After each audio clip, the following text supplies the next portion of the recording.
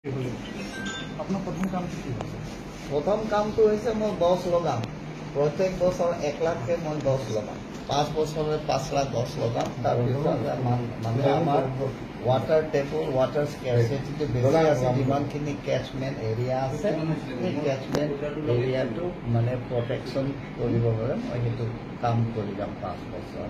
আৰু কাৰ্বি আংলং ডিমা হাছাও বিভিন্ন সমস্যা আছে। এই সমস্যাও মই ৰাজনীতিক সমস্যা বহুত আছে। এইটো আলাপ আলোচনা কৰিম। তাত আমাৰ 100% আমাৰ বিজেপি চৰকাৰেই হ'ব। প্ৰাইম মিনিষ্টাৰ, হোম মিনিষ্টাৰ, যিমানখিনি য'ত যি মিনিষ্ট্ৰী হ'ব তাত বস্তুবিলাক মই লৈ যাম।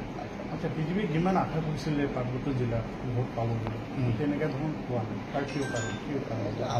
আমাৰ এটা টাৰ্গেটটো আছে, হয় না নহয়?